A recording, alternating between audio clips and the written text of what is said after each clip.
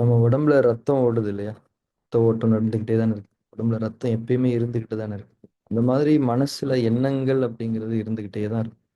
எண்ணங்களே வேண்டாமா அப்படின்னா, எண்ணங்கள் கண்டிப்பா வேணும். எண்ணங்களை கொண்டு தான் நாம் இயங்க முடியும்.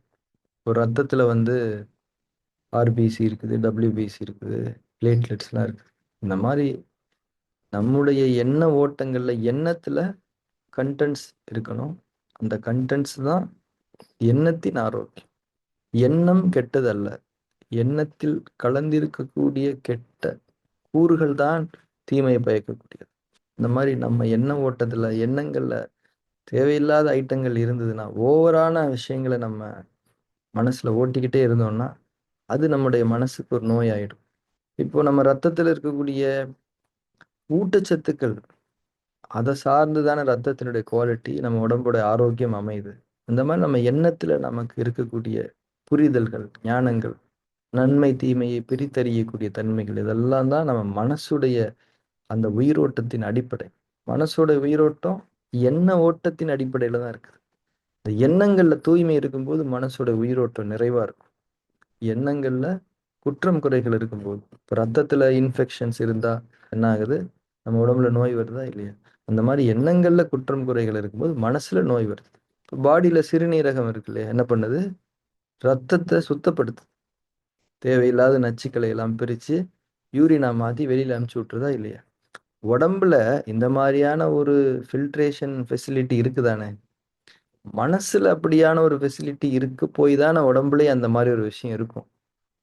இப்போ மனசுலயும் எண்ணங்களை தூய்மைப்படுத்தக்கூடிய ஒரு ஃபெசிலிட்டி மனதினுடைய கட்டமைப்புல அது இருக்குது.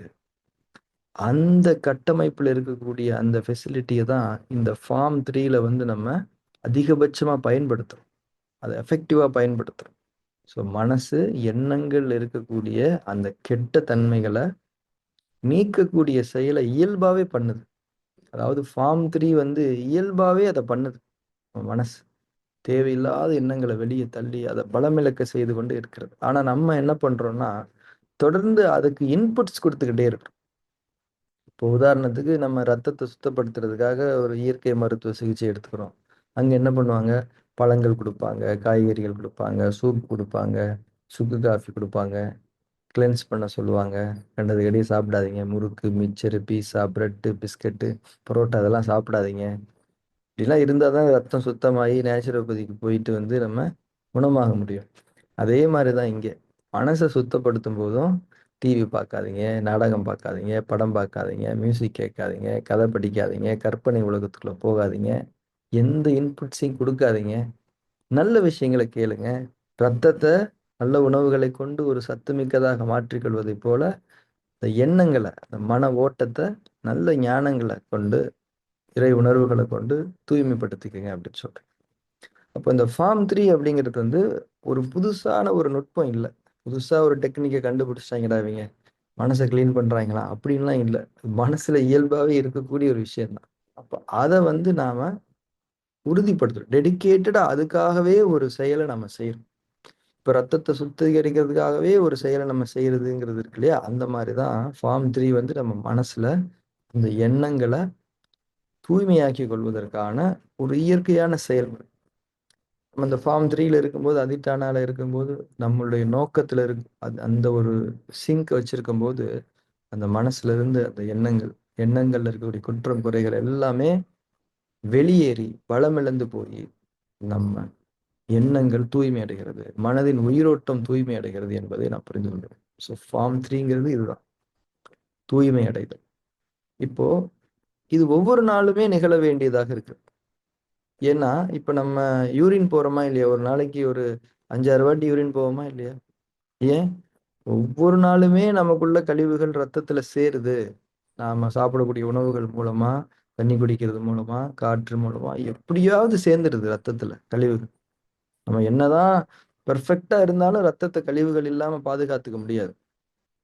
ஆனா அது ஒவ்வொரு நாளும் சுத்தப்பட்டு கொண்டே இருக்குது. அதே போலதான் நம்ம எண்ணங்கள்ல குற்றம் குறைகளே இல்லாம இருக்க முடியாது. ஆனா இது குற்றம், இது வேண்டாம், இது வெளியேற்றப்பட வேண்டும், இது பலமிழந்து போக வேண்டும் என்ற விழிப்புணர்வு நம்ம மனசுக்கு இருக்கு. இயல்பாவே இது இருக்குது. இந்த பிராக்டிஸ் மூலமா அதை இன்னும் ஷார்பன் பண்ணிக்கணும். ஸோ ஒவ்வொரு நாளுமே நம்ம தூக்கத்திலையும் சரி, நம்ம நார்மலா இருக்கும்போது சரி, எண்ணத்துல இருக்கக்கூடிய அந்த கெட்ட தன்மைகள் எல்லாமே பலம் இழந்து போய் கொண்டு தான் இருக்கு. ஃபார்ம் 3 பண்ணும்போது இன்னும் எஃபெக்டிவா அது நடக்குதுங்கிறத நாம புரிஞ்சுக்கணும். எனக்கு யூரினே போக்கூடாதுங்க, எனக்கு கழிவே வரக்கூடாதுங்க அப்படின்ற தன்மையில இருக்க முடியாது. ஏன்னா, இந்த உலகத்துல எந்த ஒரு இன்புட் எடுத்துக்கிட்டாலுமே அதுல நன்மையும் இருக்கும், தீமையும் இருக்கும். ஆனா, அதுல ஒரு மினிமலான ஒரு விஷயத்த நம்ம செஞ்சுக்கலாம். அத மினிமமா வச்சுக்கலாம். கிட்னி இப்ப நம்ம சொல்றோம் இல்லையா அக்குபஞ்சர்ல, நீங்க ஓவரா மருந்து மாத்திரை சாப்பிடாதீங்க. சாப்பிட்டீங்கன்னா, அதுல உள்ள டாக்ஸின்ஸ கிளியர் பண்ணி கிட்னி டயர்ட் ஆயிடும். கிட்னி பலகீனமா போயிடும்னு சொல்றோமா இல்லையா? அந்த மாரி தான். தேவையில்லாத பதிவுகள நம்ம தொடர்ச்சியா உள்ள போட, அந்த மனசு வந்து அந்த எண்ணங்கள சுத்திகரிக்கிறதிலேயே வந்து பிஸியா இருந்து, மற்ற விஷயங்கள ஃபோக்கஸ் பண்ண முடியாம, இப்ப தியானம் பண்றதே ஒரு குழப்பமாயி போகும். என்னங்க தியானம் பண்ணாத வரைக்கும் நல்லா இருந்தேன். தியானம் பண்ணி ஒரு மாரி ஆயிடுச்சுங்க அப்படின்னு சொல்லக்கூடிய ஒரு நிலைமை வந்து. அப்போ இங்க வந்து ஒரு கீ ஸ்டெப் நம்ம செய்ய வேண்டியது என்னன்னா, இந்த இன்புட்ஸ்ல ரொம்ப கவனமா இருக்கணும். ஏற்கனவே போட்ட இன்புட்ஸ்ல இருக்கக்கூடிய அந்த கெட்ட பதிவுகள் எல்லாம் கிளென்ஸ் பண்றதுக்கு தான் இந்த ஃபார்ம் 3 நம்ம ஒவ்வொரு நாளுமே பண்ணிக்கிட்டு இருக்கோம். ஒவ்வொரு நாளுமே வெளியேற்றத்துக்கு இந்த ஃபார்ம் 3 உதவும். ஸோ ஃபார்ம் 3 வந்து நீங்க இத ஃபார்ம் 3ன்னு ஐடென்டிஃபை பண்ணி லேபிள் பண்ணி பண்ணாலும் சரி, பண்ணாம இருந்தாலும் சரி, நீங்க கண்ண மூடி அக உலகத்துல இருக்கும்போது, கண்டிப்பாக கெட்ட எண்ணங்கள், கெட்ட பதிவுகள் பலம் இழக்கக்கூடிய அந்த செயல் என்பது நம்முடைய மனதின் உயிரோட்டத்தைக் கொண்டு நிகழ்த்தப்படும் என்பதை நாம் புரிந்து கொள்ள வேண்டும்.